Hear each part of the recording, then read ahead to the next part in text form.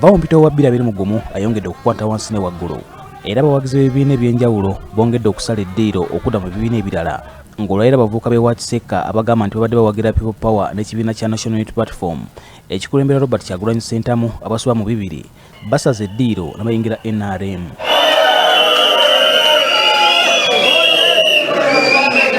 Bano bakulembeddwa Musenyijo Frank atutegeeza nti yakulira abavubuka ba People Power e Ageesigika ategeeza nti bakooye okukozesebwa mu viyo gy'okwekalakasa kyokka olumalala ne babasuulawo nga n'abamu ku bannaabwe baluguzeemu obulamu. Tuli bavubuka abatalina kye bali, bantu batulimba ne batuzza eno nga temulina na kye mufunye ne babakozesa ne babalikaawo. Naye kye twagala naffe kuzimba kintu kyaffe enkya tubeere basajja, naffe ebyobufuzi tubitandise kati tugenda kubiyingira kati tuli eno mu akademi naye tujja tusoma. Gye tujje ate ne gye tulaga ndabayo ensonga lwaki navudde mu People Power.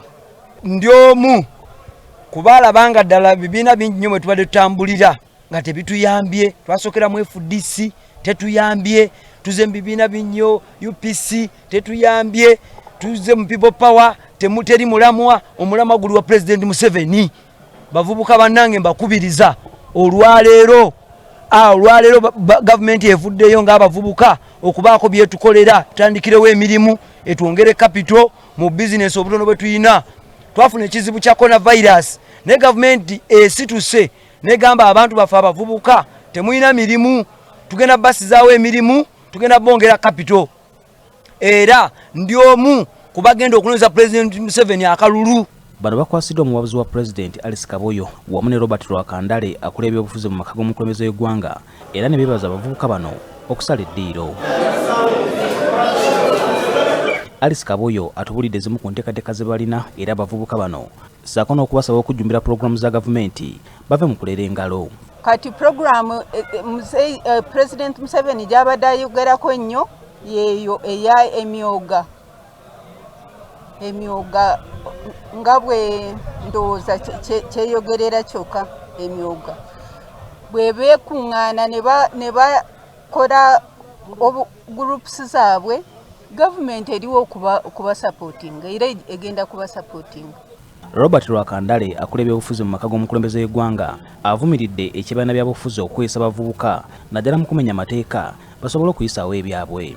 Olwaleero mbadde wa mukisa okumiitinga abavubuka bano ababadde mu People Power, ababadde mu opposition nga balimbibwa nga youth nga bavubuka, ababadde wa Ageesigika.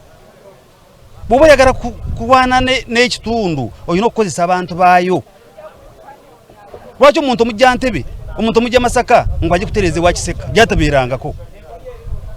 Bano baana bavubuka, baana bato balina bye beekolera, bali wa Ageesigika gye bakolera, waliwo balidda baabwe barwedde tebagala mu opposition lwakuba balina kyegenda kubakolera. Bali mu opposition lwakuba tebafunye abantu abababuulira ekituufu ekyokukola. Mu ngeri emu tusobodde okwogerako n'omwogezi w'ekibiina kya National Unity Platform Joel Sonyonyi n'atutegeeza nti abavubuka bano tebabamanyi nga ba National Unity Platform. Ne kino si kipya, zikira bwe twagenda erira mu consultations DPC yali avuga emmotoka eya poliisi ng'emabega waayo wali agayaaye gakutte emiguwa n'ebyuma nga balina t-shirt eza People Power, balina ne tag mu People Power official. Netugamba kakati bano bagenda kuyiga, bagenda kukola ki naye nga baagala bakozese okukola effujjo then balumirize People Power. So kino si kipya, gavumenti ejja kikola nnyo bave bakwate bano abaana babwesendi kati muwambale t-shirt mu gavumenti muvudde mu NUP kati musaze eddiiro n'ebirala bwe bityo. Kya bulijjo bajja kikola okugezaako okutusiga akasa naye ffe tusigala tuli ku mulamwa. Ssennyonyi agamba nti gavumenti etandise enkola y'okubuzaabuza bannayuganda basobole okubajja ku mulamwa n'agamba nti mu kiseera kino kaweefube waabwe bamutadde mu kuzibula bannayuganda maaso. Ffenna bannayuganda oba bato bavubuka bakadde ffenna tuli mu buwambe tuvudula batwagala wabeerewo enkyukakyuka ffenna tuve mu buwambe. So abavubuka of course basinga omuwendo mu ggwanga lino population wise.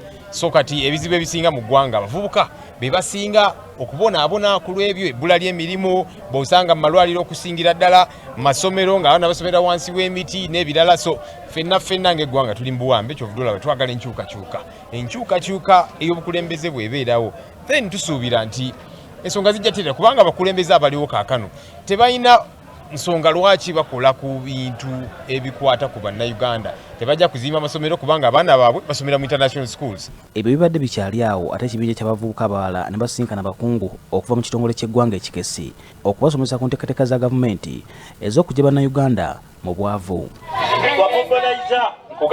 Enre Gashumba okuva mu kitongole ekikesi agamba nti bannayuganda bateekeddwa okwettanira obwegassi nti y'engeri yokka mwe balina okuyita okukyusa embeera zaabwe.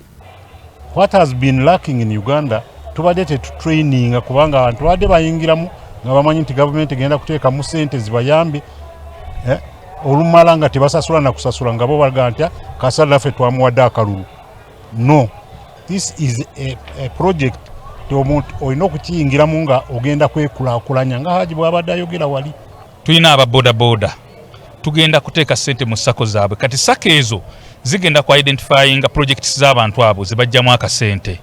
Kiki waliwo ebyokulunda sobola okulunda enkoko bazirunda, abalunda embuzi bazirunda, abalunda ente bazirunda, abalima abalala kasente kana ak'okusuubula. Posiano Mukibi, BBS Gambuuze mu ddiro lyo. Weebale munnaffe Posiano Mukibi.